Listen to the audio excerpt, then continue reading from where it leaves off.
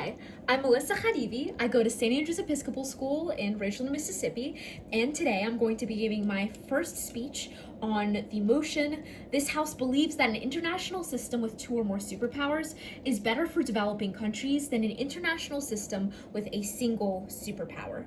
I chose the proposition for this motion, and my speech is going to include an introduction, framework, and two arguments, and it's going to be between 5 and 7.5 minutes in length. We can start the speech when I start my timer. When world leaders of small developing nations look outside of their homes for assistance or investment, they deserve a choice. A unipolar world order destroys this choice and forces developing nations to remain reliant on potentially unstable and unhelpful single superpowers. Further, without peer competitors, dominant powers push through bad decisions and bring harm and destruction to global citizens. For billions of people living in developing nations, the difference between one superpower and several is a difference between having a choice and having no voice at all. Thus, we are proud to propose the motion. This House believes that an international system with two or more superpowers is better for developing countries than an international system with a single superpower. In today's speech, I will be first going over framing and then two substantive arguments we are bringing as the proposition. On framing, the international system shall be defined as the complex global network of states and nations. This definition takes into account that the motion is about impacts on countries as a whole, rather than just economics or politics, meaning that multinational organizations like the UN or global corporations alone don't count. A superpower shall be defined as a nation so dominant that it can exert global influence and project power simultaneously across economic, military, technological, and cultural domains. Not every nation has the capacity to be a superpower, meaning that the opposition cannot argue against a world where a non-capacitous nation becomes globally dominant. And developing countries shall be defined as nations with lower standards of living than average, underdeveloped industrial sectors, and a below average per capita income. This definition takes into account all the aspects of what qualify a nation as developing or already having been developed, providing a full scope of the resolution subjects. On burdens, the proposition must defend that having multiple superpower nations project influence, power, and investment on the global stage will create a measurably better world for developing nations than having a unipolar world order led by one superpower. The proposition does not have to defend any specific nations that will rise to the occasion, but if we do, the opposition must respond and prove why these nations should not exist as superpowers together. The opposition must defend that having an international system led by a single superpower will create a measurably better world for developing nations than an international system with two or more superpowers across all sectors. Neither side may defend a world led by one or more nations that do not have the probable capacity to become superpowers. This way, the debate remains focused and realistic. With that, let's move into our first two substantive arguments. The first is competition's push for better deals. We believe that when multiple superpowers exist, they compete for influence, forcing all of them to provide better quality aid, higher investments, and better trade opportunities to developing nations. There are three key layers of analysis here. First is economic competition. Think of nations as colleges, jumping to give good students scholarship offers. They want to be chosen, so in turn, they create better deals to motivate students to choose their institution. Similarly, when there are multiple superpower nations, they compete with each other to provide the best assistance to developing nations, because they know how vital these nations are to securing their own interests. Developing nations provide the unique opportunity for economic leverage and access to natural resources.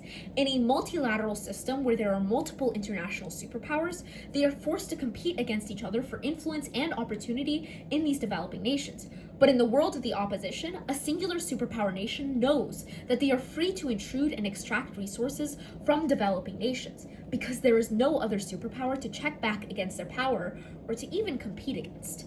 Second is trade negotiations. This desire to maintain global superpower status against other superpowers motivates nations to become more receptive to negotiations with developing countries. For example, During the Cold War, many newly independent states like Egypt leveraged competition between the US and the USSR to secure economic and military assistance.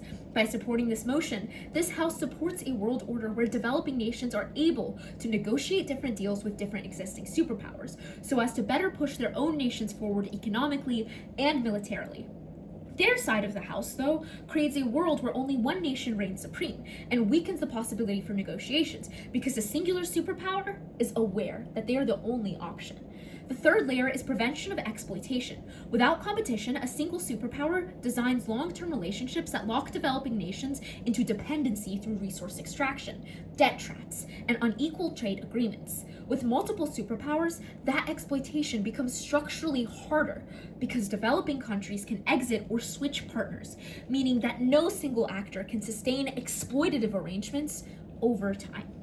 The second substantive argument is political sovereignty. Developing nations and their leaders deserve the autonomy to make decisions about who they trade with, seek assistance or aid from, or look to for protection in times of conflict. Layer 1 is leverage. In the propositions world, developing countries gain leverage because they can diversify their partnerships, seek alternate sources of aid and trade, and avoid becoming wholly dependent on any one state.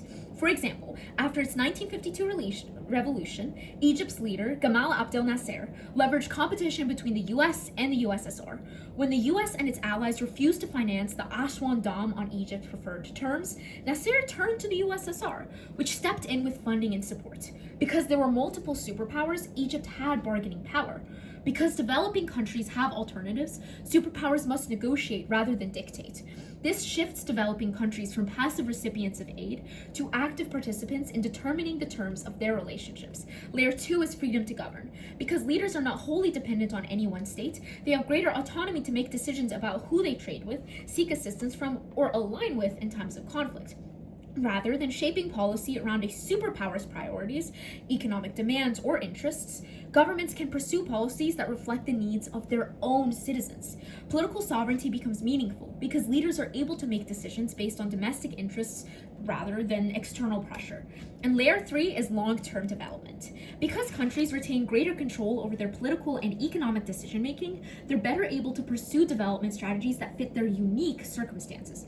Development isn't just about receiving aid or investment. It's about having the ability to determine how that aid is used and what goals it serves. In a unipolar world, development becomes tied to the priorities of the dominant power. In a multipolar world, countries can build on institutions, industries, and trade relationships according to their own long-term visions. This creates more sustainable development because growth is driven by local needs and priorities rather than foreign interests. Let me show you the world of the proposition.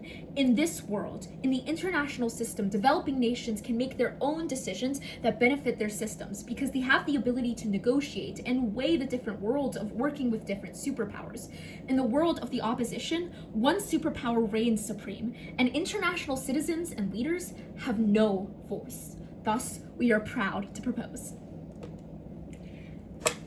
That speech was 7 minutes and 30 seconds in length. And once again, this was the first propositional speech on the motion, this House believes that an international system with 2 or more superpowers is better for developing countries than an international system with a single superpower. And I will be doing my other 2 speeches in 2 different videos. Thank you.